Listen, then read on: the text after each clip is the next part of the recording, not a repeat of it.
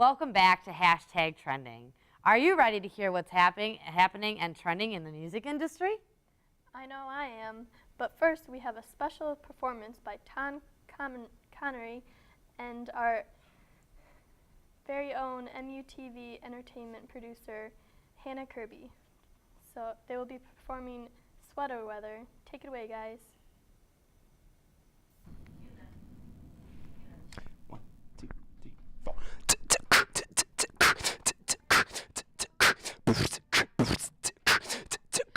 All I am is the man.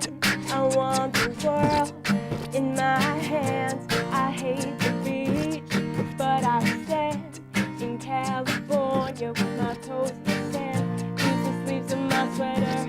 Let's have an adventure. Head in the clouds, got my gravity centered. Touch my neck, and I'll touch yours. You and those little high-waisted shorts. So she knows what I think about. What I think about. One love, two mouths. One love, one house. No shirt, no blouse. Just us to find out. Nothing really wanna tell you about, no. 'Cause it's too cold for you here and now. So let me hold both your hands in the holes of my sweater. If I may just take your breath away, I'd mind if there's not much to say. Sometimes silence guides your mind, move to a place so far away. The goosebumps start to race, then they'll let them meet to waste. Put your finger on your tongue 'cause you like the taste, yeah. It's hot the door, every heart is war. Inside it's not some more, outside it starts to pour. Running down, one love, two mouths. One love, one house. No shirt, no blouse. Just us to find out. Nothing we really want to tell you about. No, no, no. 'Cause it's too cold for you here and now. So let me hold both your hands in the holes of my sweater.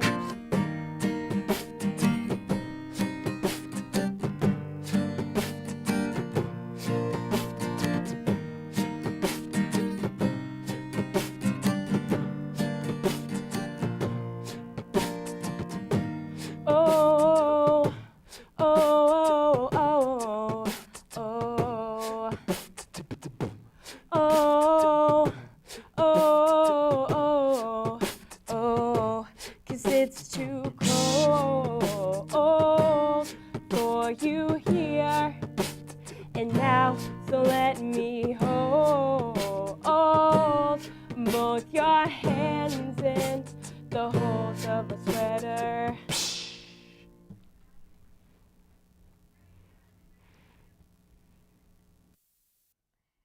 In the new issue of Health magazine, Hilary Duff, the star of the beloved Disney Channel show Lizzie McGuire, opens up about her struggles with her weight. She tells Health her biggest regret was always worrying about whether or not her body was good enough because of today's skinny-obsessed society. When she was 17, she weighed 98 pounds. Duff confesses, "I was totally obsessed with everything I put in my mouth. I was too skinny, not cute, and my body wasn't healthy. It was especially hard for her after having Luca, her now 2-year-old baby boy, because of all the pressure to be skinny. But she has been training and is now very proud of her body."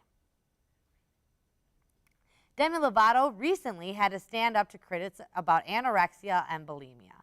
She has been urging others to come forth and get help to start their road to recovery. Having had an eating disorder herself, taking to Twitter, she said, "Mental illness can be isolating. Thanks to DBS Alliance for showing me the power of peer support." She also said, "Having an eating disorder doesn't show strength. Strength is when you are able to overcome your demons after being sick and tired for so long." She then reached out directly to all of her fans and said, "Starving is not a diet, and throwing up isn't something that only extremely thin men or women do. Eating disorders do not discriminate, neither does any other mental illness. These are deadly diseases that are taking lives daily. So please, let's be cautious of the words we use when discussing eating disorders and other mental illnesses. It's time we start taking mental illness as serious as physical illness." Demi Lovato is a powerful and strong, influential young woman who has her fans' best interests at heart. Apparently, Nick Jonas has 2 requests for his fans. Buy his new album, which sadly does not feature the other 2 Jonas brothers, and to think about having sex to a few of his songs. The former Disney star said, every artist's real goal is to have people have sex to your music. I feel like for me I was inspired by people like Stevie Wonder, Prince, and more modern stuff like The Weeknd and James Blake, and that vibe. A lot of that is sexy. Stevie Wonder. Does he know who Stevie Wonder is? I don't think I would consider Isn't She Lovely to be sexy, but whatever you say, Nick. So. What happened to the purity ring? Yeah, I'm a little disappointed in Nick. I mean, he was so cute.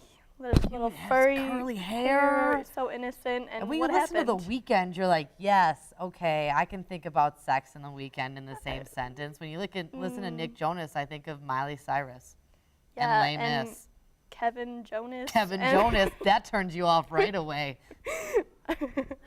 Bye, Kevin. Bye, sex. We're done. Next boy band, which is even better than the Joe Bros. So where did Broken Hearts go? To the nearest store to pick up the newest One Direction album, 4. Get ready to run because they're flying off the shelves. Already at number 1 in over 100 countries, One Direction is dominating. I have loved them way before I was 18, and I am definitely okay with being their girl almighty.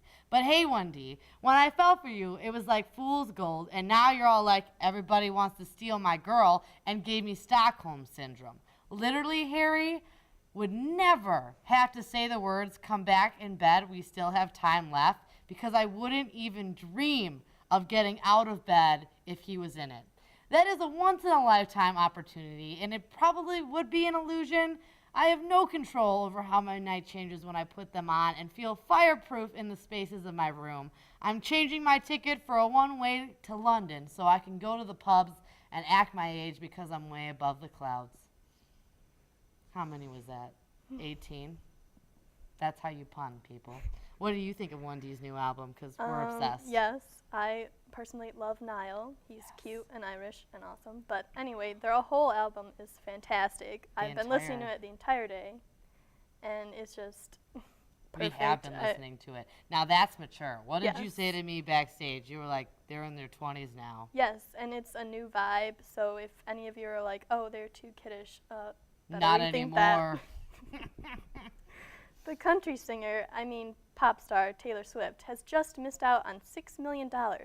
However, to her, that's probably only like losing $6, but still, $6 is a lot to at least hardworking, smart, educated kids in college.